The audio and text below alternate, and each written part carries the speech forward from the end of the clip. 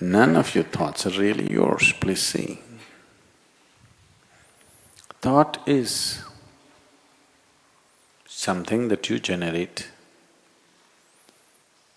from implanted information, all kinds of things hitting you. The way you think right now depends on what kind of family you were born in, what kind of parents you had, what kind of education, what kind of society, what kind of social backgrounds, religious backgrounds, and all these things deciding how you think. Yes or no? For sure, isn't it? So how can you say it is your thought? All kinds of people are working. Can somebody plant a thought? Definitely. Definitely, yes. If you're talking about someone consciously wanting to plant a thought in you, is that possible? Very much possible. But you shouldn't get into this mode, because every time you do something wrong, you will think, somebody planted this in my Even if you let somebody plant it in your head, it is still your doing, isn't it? Yes? You let somebody plant a thought in you, that is also your doing, isn't it? Oh, somebody planted a thought in my head, what can I do? People are going about this has become a fashion everywhere. This was an Indian thing. When Indians got very affluent many generations ago, and they got naturally lazy, they came to this, God willing. Anything you ask them, they'll say, God willing. God willing, I will get up. Who knows when goddamn God is willing? If I do it, God was willing. If I don't do it, He's not willing. This is a horrible trick. But it goes on in the world. Everything that matters to them, anyway they will do. If you ask something, they'll say, God willing. Yes?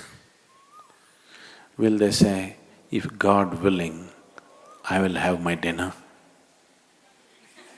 No, they will eat. If you say, can I have dinner? They'll say, God willing.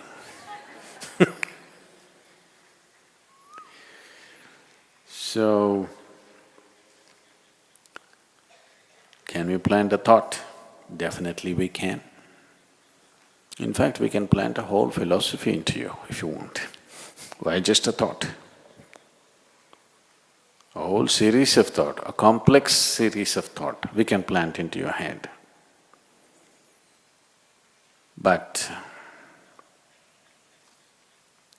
there are different ways of planting a thought. There are dark ways of doing it.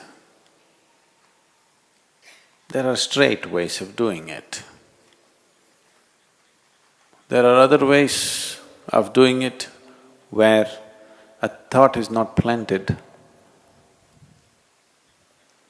You are made to think in a certain way, purely for your well-being. This needs to be done. Otherwise, you will just scatter yourself all over the place and spend your life without any purpose, without getting anywhere.